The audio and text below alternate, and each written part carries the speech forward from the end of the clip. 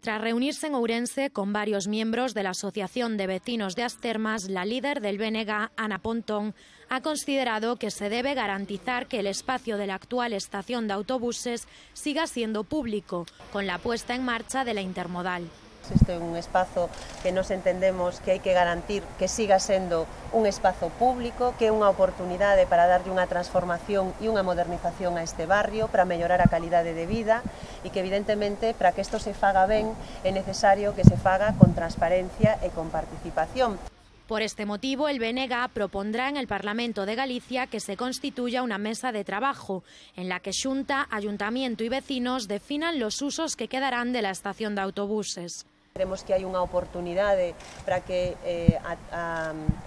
o traslado da estación de autobuses realmente supoña que este barrio é un barrio que empeza a pensar nas persoas e que deixa atrás un modelo que nos creemos que é un modelo caduco, o de pensar que os espacios simplemente necesitan casas e unha carretera pola que circulen vehículos, ¿no? Por su parte, el presidente de la Asociación de Vecinos de As Termas, Ángel Gómez, ha declarado que llevan más de 2 años reivindicando a la Xunta de Galicia y al Ayuntamiento de Ourense que expliquen qué va a pasar con la estación de autobuses.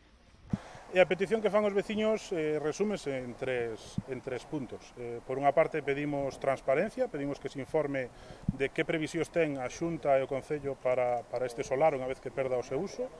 Pedimos previsión, porque nos anuncian que van a empezar este ano cas obras do novo terminal e non sabemos aínda que vai pasar con este, queremos que se empece a traballar xa en este tema. E pedimos participación, que se conte coas preto de 1000 persoas que viven nas vivendas sociais ao carón da estación de autobuses para poder decidir entre todas, Xunta, Concello e veciños, que se pode facer con este solar, que pode ser unha oportunidade, unha condena para o barrio. En su visita a Ourense, Pontón también ha criticado la futura intermodal de la ciudad, al asegurar que no se le puede llamar intermodal al proyecto que se baraja, que pone un apeadero para que haya autobuses. Por último, se ha referido al tramo urbano de la Nacional 120, para urgir su remodelación e integración.